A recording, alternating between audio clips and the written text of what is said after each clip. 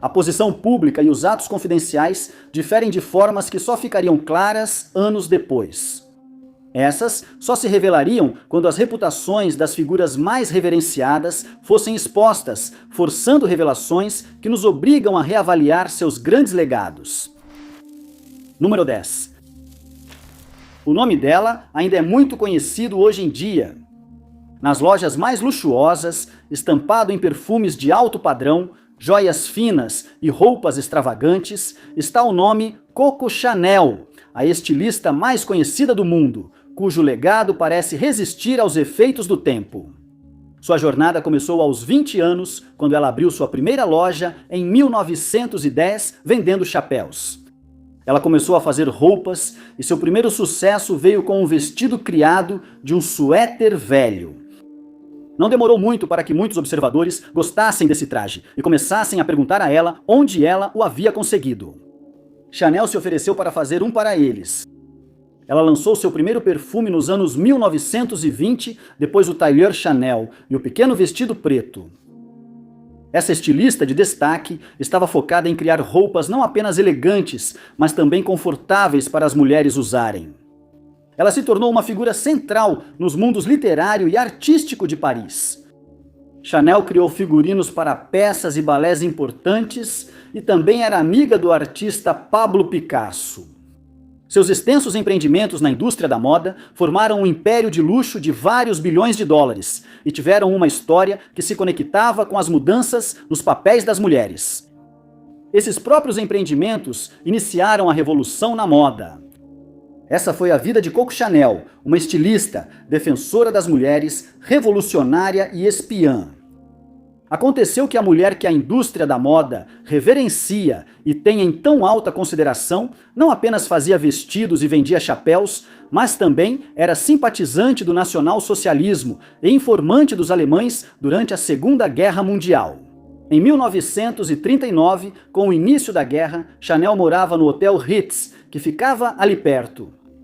Durante a ocupação, ela se envolveu romanticamente com o diplomata alemão Hans Günther von Dinklage, um espião da Gestapo e agente da Abwehr.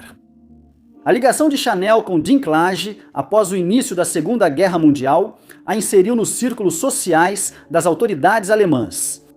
Em 1941, o espião alemão viajou para Berlim com o colega, Barão Louis de Fauvrelin. Os dois se encontraram pessoalmente com o próprio ditador, e não muito tempo depois, a agência de inteligência soube da ansiedade da amante de Dinklage em relação ao sobrinho, que havia sido capturado durante a invasão da França.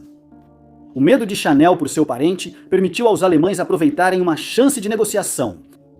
Eles ofereceram à estilista a liberdade e segurança do sobrinho em troca de informações vindas de seus contatos aliados mais influentes. A missão de Chanel nunca foi documentada, por isso não se sabe quais informações ela repassou aos alemães. Mas sabe-se que ela realmente forneceu algum tipo de informação para eles, porque mais tarde naquele ano, seu sobrinho voltou para casa em segurança. Em 1943, Paris foi libertada do controle dos nacionalsocialistas, resultando na retirada de todos os alemães da cidade, incluindo a partida de Dinklage, que também foi obrigado a deixar Chanel para trás. No ano seguinte, o governo francês reprimiu quem ajudou os invasores na ocupação. E na lista estava a suposta traidora, Coco Chanel. Ela foi presa e interrogada por horas, mas o interrogatório nunca foi divulgado. A ausência de provas concretas resultou em sua libertação, mas historiadores sugerem que Winston Churchill, um aliado próximo que violava sua própria lei de comércio com o inimigo, pode ter orquestrado a absolvição. Acredita-se que Chanel sabia que Churchill violou a lei ao pagar alemães para proteger a propriedade do Duque de Windsor na cidade. Quando era príncipe de Gales, ele e Chanel eram amantes. Após esse ano, Chanel voltou aos seus velhos hábitos, vivendo com luxo, criando roupas para os ricos e famosos. Ela faleceu em 1971. Nunca foi questionada sobre o relacionamento com um espião ou colaboração com a Abwehr. E as informações que ela forneceu e ajudaram um ditador? Número 9. Em terceiro lugar. Entre os 3 artistas mais importantes e influentes da história, atrás de Leonardo da Vinci e Michelangelo, está o pintor, ceramista e escultor espanhol expatriado, Pablo Picasso. Ele é visto como um dos maiores artistas do século XX e criador do influente cubismo. Esse estilo de arte visual se caracteriza pela superfície plana e bidimensional do plano pictórico, rejeitando a perspectiva e o modelado. Durante 80 de seus 91 anos, Picasso dedicou-se à arte, contribuindo muito para a arte moderna. Ele acreditava que seu trabalho o manteria vivo. Picasso é conhecido por se reinventar constantemente. Ele frequentemente mudava de estilo de forma tão radical que toda a sua coleção de obras parece ser o produto de 6 artistas diferentes, não apenas de um só. Ele tinha predileção pela variedade e dizia que, sem variar sua arte, não teria alcançado o efeito desejado. Durante sua carreira artística, Picasso teria produzido mais de 150 mil obras de arte.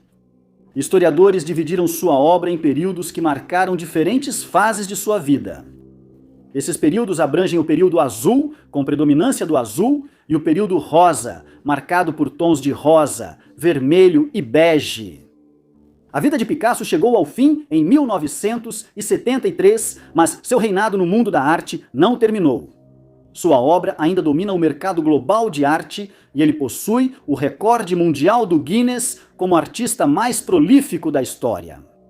Por trás do uso ousado das cores, da criação de estilos e da fachada de artista atormentado, havia uma personalidade pouco notada.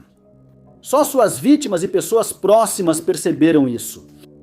O sucesso e legado do artista parecem ter sido manchados por seu aparente desprezo por várias mulheres. Na verdade, quase ninguém próximo a ele falava bem de seu caráter. A neta dele chegou a escrever um romance sobre como ele era horrível. Supostamente, Picasso era narcisista e mulherengo, sendo cruel e especialmente vil com mulheres, principalmente suas musas. Ele frequentemente trocava suas musas por modelos mais jovens. Uma delas disse que foi trancada em uma casa para não trabalhar com outros artistas. Ele também era conhecido por ter casos extraconjugais e não conseguir manter amigos. Picasso, insistem os historiadores, foi responsável por inúmeras desilusões e devastação. Número 8. Tony Hayward nasceu em Slough, Inglaterra, como o mais velho de 7 irmãos.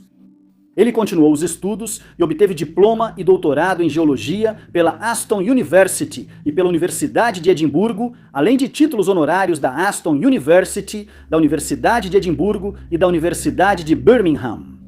Em 1982, quando tinha 25 anos, Tony ingressou na pressão arterial como geólogo de plataforma. Não demorou muito para que ele subisse na hierarquia e, em 1997, já era diretor da pressão arterial Exploration, a gigante global de energia responsável por localizar, desenvolver e extrair petróleo e gás natural. 3 anos após ser nomeado diretor, Tony assumiria o cargo de vice-presidente do grupo Pressão Arterial Amoco Exploration and Production. Um ano depois, ele virou tesoureiro do grupo, responsável por supervisionar tesouraria, fusões e aquisições globais. Em 2007, ele foi nomeado diretor executivo. Enquanto ocupava esse cargo, Tony focava em tornar as operações seguras e confiáveis. Por isso, ele era visto como um reformador eficiente, buscando aprimorar a extração de petróleo com mais segurança para trabalhadores e o meio ambiente. Em uma palestra famosa, ele afirmou: "Nosso principal objetivo é criar valor para os acionistas. Para isso, é preciso cuidar do mundo." Porém, em 2010, sua reputação como um defensor competente desmoronaria, assim como a plataforma Deepwater Horizon, e como resultado disso, o desastre da Deepwater Horizon, o maior vazamento acidental de petróleo marinho da história, ocorreu em 20 de abril de 2020. A plataforma era de propriedade e operada pela empresa de perfuração offshore Transocean e estava arrendada pela pressão arterial. Ela ficava no Mississippi Canyon, um vale da plataforma continental. O poço de petróleo estava no leito do mar, a 4.993 pés abaixo da superfície. Na noite do desastre, uma onda de gás natural rompeu o núcleo de concreto instalado pela Halliburton para selar o poço. Porém, o núcleo do concreto era fraco para suportar a pressão, provavelmente por causa do uso de nitrogênio para acelerar a cura. A explosão levou a um grande vazamento de óleo no Golfo, com 60 mil barris vazando por dia. À medida que o desastre continuava e os procedimentos de contenção eram iniciados, a primeira atitude da pressão arterial foi visitar a Transocean, oferecendo assistência e condolências. Tony Hayward adotou uma segunda postura ao dar uma explicação breve, minimizando o volume e a gravidade do vazamento de óleo. Ele disse que isso era insignificante diante da quantidade de água do Golfo. A empresa insistiu que eram apenas cerca de 1.000 barris por dia que estavam se acumulando no oceano, sufocando a vida marinha e impactando o meio ambiente. Isso não era verdade. Investigações do governo confirmaram que o vazamento chegou a 60 mil barris, talvez mais. Porém, essa não foi a única declaração desastrosa do executivo. Durante todo o desastre, ele fez comentários cada vez piores, incluindo uma declaração em que disse a um cinegrafista para sair dali enquanto ele fotografava o desastre nas margens da Louisiana. Ele afirmou a um repórter, abre aspas, ninguém quer que isso termine mais do que eu. Quero minha vida de volta. A declaração foi considerada egoísta e ampliou as críticas a Tony. Ele também fez comentários como, o que eu fiz para merecer isso? E, eu sou britânico, eu aguento. Ele continuou negando fatos reais apresentados pelos cientistas que investigavam o vazamento. 3 especialistas haviam descoberto plumas de óleo submersas no Golfo, uma avaliação que Tony negou e desacreditou publicamente. As declarações polêmicas levaram o presidente dos Estados Unidos, Barack Obama, a dizer que Tony não trabalharia para ele se tivesse feito aquelas afirmações. Número 7. Thomas Woodrow Wilson foi o 28º presidente dos Estados Unidos, um estudioso e estadista americano conhecido por suas ambiciosas conquistas legislativas. De ascendência escocesa, o pai de Wilson era ministro presbiteriano e seu avô materno também ocupou o mesmo cargo. Naturalmente, a igreja teria papel dominante em sua criação. Seu pai também lutou na Guerra Civil pelo Exército Confederado. Essa guerra impactou Wilson profundamente, que viu a devastação e suas consequências. Ele tinha uma aversão pessoal à violência e ao conflito armado. Ironicamente, Wilson acabou presidindo em tempos de guerra, mas seu desprezo pelo conflito tornou o cargo mais apropriado para ele. Durante sua presidência, Wilson criou a Liga das Nações, primeira organização intergovernamental para manter a paz mundial. Ela foi criada em 1920 na Conferência de Paz de Paris, que ajudou a encerrar a Primeira Guerra Mundial. Wilson também recebeu o Prêmio Nobel da Paz. Apesar da imagem de pacifista, Wilson demonstrava claro desprezo pelos afro-americanos. Primeiro, ele foi nomeado candidato democrata. Ele chamou a atenção de líderes afro-americanos interessados em sua plataforma de nova liberdade, mas eles se decepcionaram ao ver seu governo adotar segregação nos escritórios federais. Quando Wilson foi eleito presidente, em 1912, Washington, D.C., abrigava uma crescente comunidade afro-americana de classe média, que era 1/3 da população local. Apesar dos avanços na igualdade, a capital ainda era marcada por segregação e racismo. Bairros, escolas e instituições eram divididos por raça, mas o governo federal mantinha uma força de trabalho integrada, com 10% dos funcionários federais sendo afro-americanos quando Wilson assumiu o cargo. Sua administração marcou um ponto de virada, pois foi durante sua presidência que a segregação racial foi introduzida nas agências federais. A segregação federal não apenas separou as raças, mas também limitou as oportunidades de avanço profissional, incluindo o acesso a cargos desejados, mesmo quando tinham as qualificações. Historiadores afirmam que Wilson tentou reverter avanços dos afro-americanos em seu mandato. Número 6. Hans Asperger foi um médico austríaco conhecido por seus primeiros estudos sobre neurologia atípica. Ele dá nome à Síndrome de Asperger, estudando principalmente crianças. Ele publicou 300 trabalhos sobre distúrbios psicológicos, ganhando reconhecimento internacional após sua morte. Ao longo de sua vida, Asperger manteve uma biblioteca pessoal com mais de 10.000 livros. Atribuía sua leitura ao avanço de sua maturidade espiritual. Segundo ex-colegas, ele costumava citar autores clássicos, poetas e até a Bíblia. E ele era um cristão devoto e fazia parte da Guilda de São Lucas, que defende a eugenia católica, incluindo a eugenia positiva em vez da negativa. Também foi relatado que Asperger era frio e distante. Na juventude, ele se uniu aos estudiosos itinerantes do Bund Neuland, ligados ao movimento juvenil alemão que o médico citou como princípio de vida. O movimento juvenil alemão manteve laços próximos com o ditador da Segunda Guerra Mundial desde a década de 1930. Acontece que Coco Chanel não foi a única pioneira de impacto mundial que colaborou com os nacionalsocialistas sob a ditadura. Asperger, ao que tudo indica, cooperou com o regime enquanto afirmava estar protegendo pessoas com deficiência da erradicação.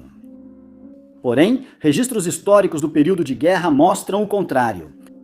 Hans Asperger supostamente encaminhou pessoas com deficiência mental para o Am Spiegelgracht, uma instituição onde eram realizados experimentos humanos antiéticos e negligência médica. Não só já era uma instituição repleta de horrores, mas durante a guerra a clínica presenciou a eutanásia de quase 800 pacientes sob o movimento pseudocientífico que defendia a purificação ou higiene racial, como era chamado na época. A eutanásia involuntária fazia parte do programa T4, que tinha como alvo pessoas incuravelmente doentes, deficientes físicos, deficientes mentais, emocionalmente perturbadas, além de idosos. Hans Asperger, mesmo sendo pioneiro no estudo da neurodiversidade e tentando ajudar pessoas com deficiência, entregou várias vítimas ao regime. Ele não notificou nenhum de seus pacientes às autoridades de saúde de Berlim, como era exigido por lei. Mais alarmante ainda, após a guerra, Asperger foi investigado com documentação histórica revelando sua associação com Am Spiegelgracht e seu apoio à purificação. Porém, foi inocentado de irregularidades políticas pelas forças aliadas. Ele apenas seguiu na carreira médica. Número 5. Foi Thomas Edison quem colocou o mundo no caminho que vemos hoje. Um dos maiores inventores americanos, ele trouxe a era moderna da eletricidade quando só existiam baterias primitivas de baixa voltagem. As criações mais revolucionárias do inventor incluíram a primeira lâmpada comercialmente viável, o fonógrafo e a câmera de cinema. Ele também foi pioneiro no primeiro sistema mundial de distribuição elétrica. Ao longo de sua extensa carreira, Edison recebeu sozinho e em conjunto 1.093 patentes, mantendo o recorde mundial. Ele criou o primeiro laboratório de pesquisa industrial do mundo e fundou a General Electric Corporation. Ele era conhecido por sua incansável ética de trabalho e notória resistência em maratonas de vários dias. Ele via o sono como uma perda de tempo. Ele afirmou famosamente: gênio é 1% inspiração e 99% transpiração. Quem o conhecia dizia que era carismático e tinha ego forte. Ele também era muito introvertido e preferia a solidão do seu laboratório, mas até mesmo Edison tinha um lado sombrio por trás de seu charme. Diziam que o inventor assumia sozinho o crédito por muitas invenções feitas por seus funcionários em Menlo Park ou compradas de outros inventores. O desenvolvimento prático do fonógrafo foi realizado por John Krause, o mestre mecânico de Edison, que construiu o modelo funcional com base nos esboços rudimentares de Edison. Ele também é acreditado como inventor da cadeira elétrica, idealizada por Harold P. Brown, engenheiro elétrico de seu laboratório. O inventor costumava reivindicar patentes de outros inventores não afiliados. Um desses indivíduos foi Granville T. Woods, que foi o primeiro engenheiro mecânico e elétrico afro-americano após a guerra. Em 1887, ele garantiu a patente para seu telégrafo de indução, mas Edison o processou, alegando que havia criado um telégrafo semelhante primeiro. Mas Woods venceu, porém com custo financeiro e impacto pessoal. Thomas Edison patenteou o cinetógrafo, ou a câmera de cinema, na década de 1890, mas usou o trabalho de outros inventores para sua criação. Ele não apenas roubava o trabalho de outros inventores ou assumia o crédito, mas Edison também se envolvia ativamente em campanhas difamatórias de relações públicas para desacreditar ou prejudicar seus rivais. Ele iniciou grandes guerras de patentes, como a Guerra das Correntes, que gerou intensas disputas com o ex-funcionário Nikola Tesla.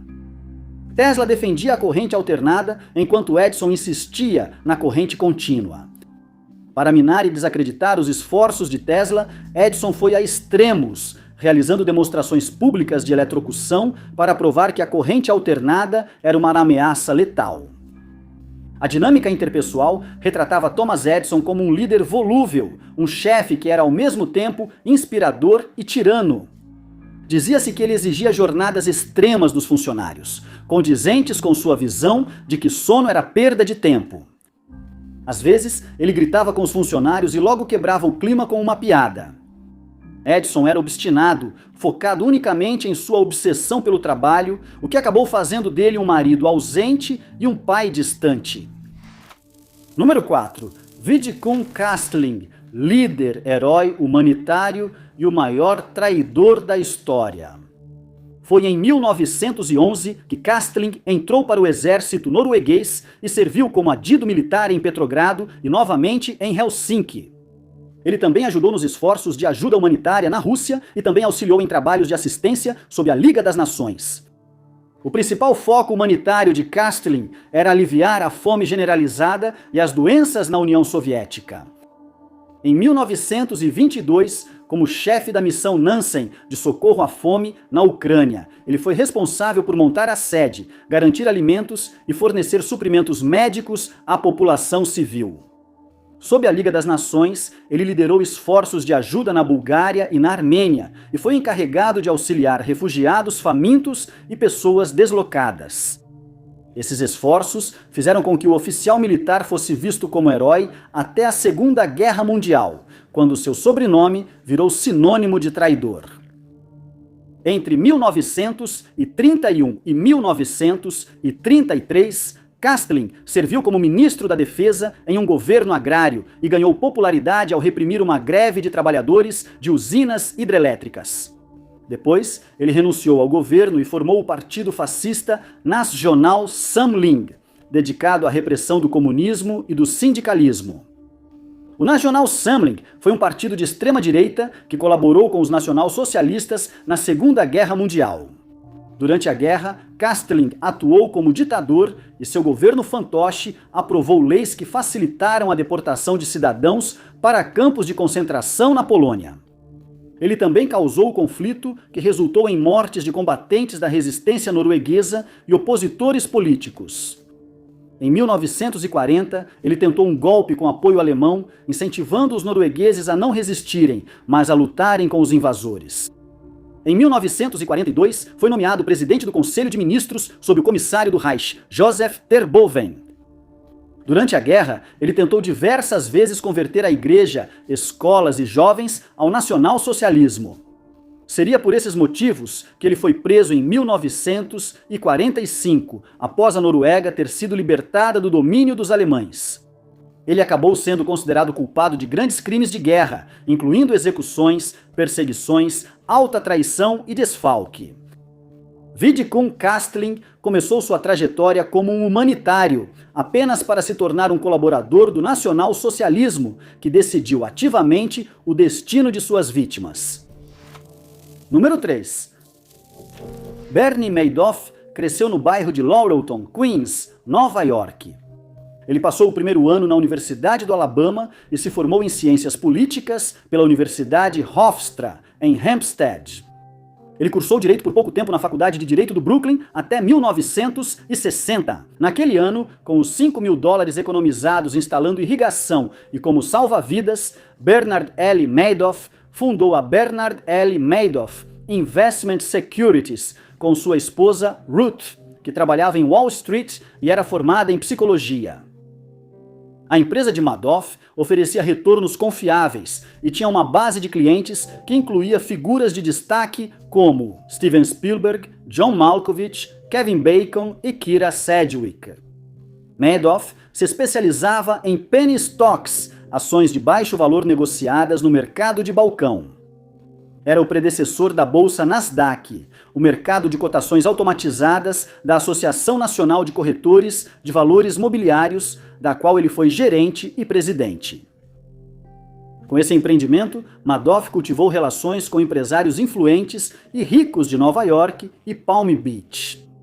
Ele firmou contratos com esses investidores, pagou bons retornos e usou suas indicações para atrair mais pessoas. Ele também fez amizades próximas com reguladores financeiros. Ele também recorreu à exclusividade para atrair investidores ricos. O fato de poucos serem aceitos nos fundos tornava ser investidor de Madoff um símbolo de prestígio. A reputação do empresário como gestor de investimentos e corretor amigável desmoronaria ao ser exposto como vigarista. Foi em 2008 quando a grande recessão começou, levando a um pânico global e resgates de investidores. Investidores ricos do fundo de Madoff correram para sacar dinheiro e cobrir perdas. Mas ele já não tinha mais o dinheiro em caixa. Os 7 bilhões de dólares que precisava para pagar seus investidores não estavam lá. Meses antes, ele tentou distribuir os milhões restantes da empresa como bônus antecipados aos funcionários. Com o colapso, ele chamou os 2 filhos ao apartamento, onde o questionaram sobre os bônus. Encurralado, Madoff foi forçado a revelar seu segredo guardado por tanto tempo. Ele confessou que todo o seu negócio tinha sido baseado em uma grande mentira e agora ele estava em apuros.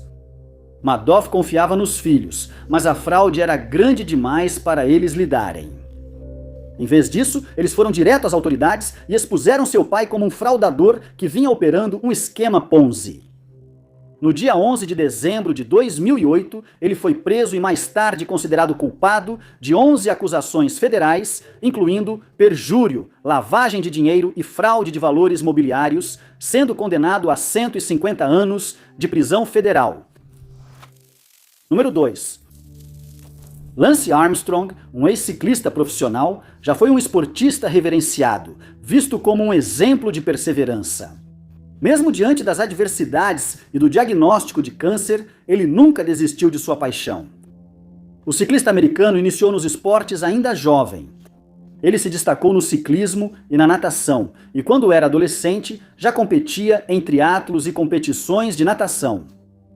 Antes de concluir o ensino médio, Armstrong foi recrutado pela equipe nacional júnior da Federação de Ciclismo dos Estados Unidos. A partir daí, sua carreira no ciclismo evoluiu dos campeonatos mundiais juniores para os amadores dos Estados Unidos. E em 1992, ele se tornou profissional e entrou para a equipe Motorola. Em 1993, ele foi nomeado o segundo homem mais jovem no ciclismo de estrada mundial e venceu etapas do Tour de France em 1993 e 1995. Após o Tour de France de 96, Armstrong adoeceu e foi diagnosticado com câncer. Quando foi confirmado, a doença já estava nos pulmões e cérebro dele. Ele passou por cirurgia e quimioterapia e apenas alguns meses depois já estava de volta ao mundo esportivo. Ele viria a vencer a Volta de Luxemburgo apenas 2 anos após o seu diagnóstico. Ele venceu a volta em 2001 e 2002 e novamente em 2004. Após conquistar sua 7ª volta em 2005, Armstrong se aposentou brevemente do esporte. Em 2008, ele retornou às corridas competitivas e em 2009 ficou em terceiro no Tour de France. Um ano depois, o respeitado esportista, admirado por sua tenacidade, foi criticado ao se revelar que sua persistência e sua sequência implacável de vitórias vinham de um segredo perturbador. Em abril de 2010, Floyd Landis, ex-companheiro de equipe de Lance Armstrong, enviou um e-mail a um dirigente da Estados Unidos Cycling. Ele revelou que ele e outros colegas usaram substâncias para melhorar o desempenho, conhecidas como PEDs, consideradas trapaça no esporte. Na confissão, Landis citou Lance Armstrong, sugerindo que ele também usou substâncias para melhorar o desempenho. Em junho de 2012, a USADA acusou o ciclista, seu gerente, 3 médicos e o treinador de participarem de uma conspiração de substâncias para melhorar desempenho que durou décadas, iniciada no fim dos anos 90. Segundo a agência, Armstrong usava diversas substâncias para melhorar o desempenho, como epiol e hormônio do crescimento. Eles ainda repassavam essas substâncias a outros ciclistas. Ele também foi acusado de transfusões de fluidos vitais e uso de testosterona na época. As acusações levaram Armstrong a ser banido de todas as competições de ciclismo. Como resultado da denúncia, o respeitado esportista foi despojado de todos os seus títulos do Tour de France e de quaisquer outros prêmios e conquistas que havia adquirido a partir de 1998. A agência também impôs uma proibição vitalícia em qualquer esporte, conforme o Código Mundial Antidoping. Número 1. 2 dos pioneiros mais importantes da história foram os irmãos Wright, que foram os primeiros a impulsionar, sustentar e controlar o voo de um avião. A invenção deles impulsionou a aviação e permitiu as viagens aéreas modernas. Wilbur e Orville Wright, filhos de um ministro da Igreja dos Irmãos Unidos em Cristo, nasceram com 4 anos de diferença. Os irmãos e seus outros irmãos receberam educação pública e cresceram em um ambiente encorajador que os direcionou para o interesse intelectual. Foi Orville quem acreditava que um ambiente menos estimulante teria essencialmente cortado suas asas e impedido a busca pela curiosidade. Wilbur e Orville eram pensadores independentes e confiantes em seus talentos. Eles também mantinham fé inabalável em seu julgamento. Eles estavam determinados a perseverar mesmo diante de decepções. Essas qualidades formaram a combinação ideal que os levou à grandeza. Os 2 irmãos Wright foram os únicos da família que não cursaram faculdade nem se casaram. Ao invés disso, abriram juntos uma gráfica, editaram e publicaram 2 jornais locais. Em 1892, eles abriram uma loja onde passaram a fabricar bicicletas em pequena escala. Aqui, eles criaram seu cubo de roda de bicicleta com lubrificação automática. Com recursos de seus negócios de bicicletas e jornais, os irmãos financiaram experimentos aeronáuticos desde 1899. Juntos, eles esgotaram todos os recursos da biblioteca local sobre qualquer coisa relacionada à aeronáutica. No ano seguinte, eles conheceram o engenheiro civil Octave Chanute, que se tornou confidente dos irmãos Wright nos anos seguintes. Ao buscar criar a primeira máquina voadora controlável, os 2 perceberam que ela precisaria de asas. Eles perceberam que as asas gerariam sustentação. O próximo obstáculo era criar um sistema de propulsão, seguido por um método de controle. Eles olharam para seu ídolo, Otto Lienthal, um pioneiro dos planadores, e como ele criou asas capazes de carregá-lo em voo. Construtores de veículos autopropulsados também desenvolviam carros mais leves com motores potentes. Isso eram 2 problemas resolvidos e só restava descobrir o meio de controle. Ciclistas experientes, os irmãos Wright defendiam controle total pelo piloto e sabiam dos riscos de alterar o peso, já que máquinas voadoras anteriores falharam nisso. Eles focaram na manipulação precisa do centro de pressão nas asas e criaram vários esquemas mecânicos antes de tentar induzir torção helicoidal nas asas. O esforço aumentou a sustentação de um lado da aeronave e diminuiu do outro. Isso acabou permitindo o controle ao abaixar qualquer ponta da asa à vontade. E ali estava, o primeiro avião motorizado com voo sustentado e controlado, o início da aviação moderna. Os irmãos decifraram o código e foram elogiados pelo esforço. O sucesso inicial foi um trampolim para aprimorar o projeto e viabilizar as viagens aéreas. Mesmo essa dupla de inventores tinha um lado sombrio. Segundo registros históricos, os irmãos Wright impediram que outros fizessem voos ou aprimorassem seus conceitos iniciais. Alegavam que seu trabalho devia ser protegido e patenteado, impedindo outros de usarem seu conceito. A agressividade deles prejudicou profundamente a indústria da aviação nos seus primórdios. Os irmãos Wright não conseguiam avançar sozinhos. Outros inventores e especialistas poderiam ajudar, mas eles preferiram monopolizar o projeto e começaram uma guerra de patentes. Em 1906, eles receberam uma patente pelo seu método de controle de voo, e em seguida fundaram a Companhia Wright. A companhia tentou monopolizar a fabricação de aeronaves, mas fracassou.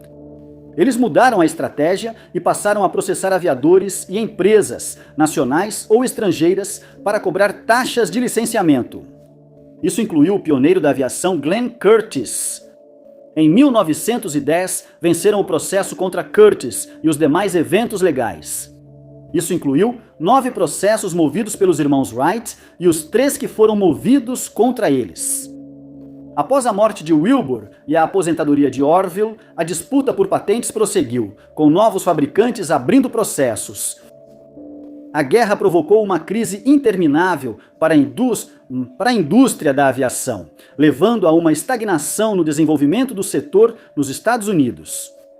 A Guerra de Patentes terminou em 1917, quando o governo dos Estados Unidos interveio e criou um pool de patentes, permitindo à indústria inovar e compartilhar tecnologias por uma pequena taxa. Obrigado por assistirem! Se você gostou deste vídeo, não se esqueça de clicar no botão de curtir. Não se esqueça de se inscrever e ativar o sininho para acompanhar nossos vídeos. Meu nome é Top 5 Desconhecidos e até o próximo!